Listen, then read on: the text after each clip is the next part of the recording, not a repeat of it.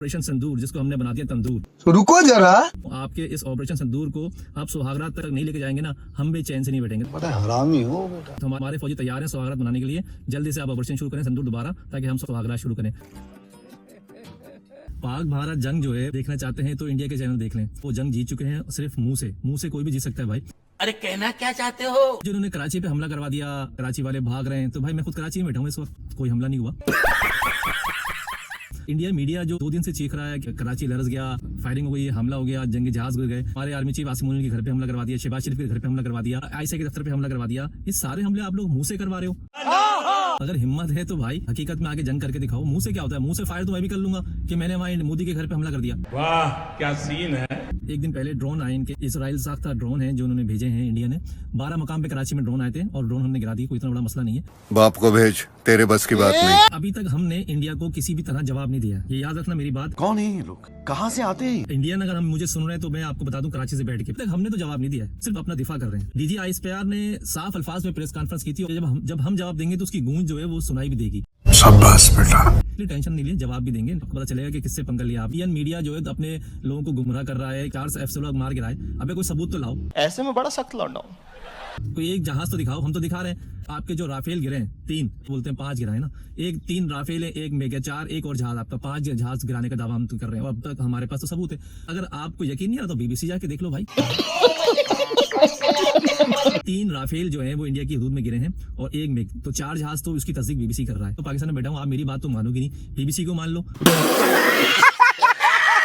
कब तक इंडिया के मीडिया जो भौंक रहे हैं कुत्ते की तरह, उनको ये नहीं पता कि हकीकत क्या है। वो मनगढ़ंत खबरों को बढ़ा चढ़ा के, डब्बे घुमा घुमा के लोगों को बेवकूफ बना रहे हैं, वो भी अपनी आवाम को। पैसा ही पैसा होगा। आप लोग तो चले इंडिया में रह रहे हैं, आप ये तो देखेंगे पाकिस्तान में कुछ हुआ भी या नहीं हुआ। फिर हमला किया था 6 मई को, उसका अंजाम आपको मिल गया। आपके हमने 5 जहाज गिरा दिए। अगर आपकी कुछ चौकियों को नुकसान पहुंच गया एलओसी पे और कुछ लोग मर गए, चलता रहेगा ये सिलसिला। ऐसे तो नहीं होता है। बाकायदा आप हमारी हदूद में घुस के आपने हमला किया है, तो उसका जवाब हम देंगे, उसका इंतजार करें।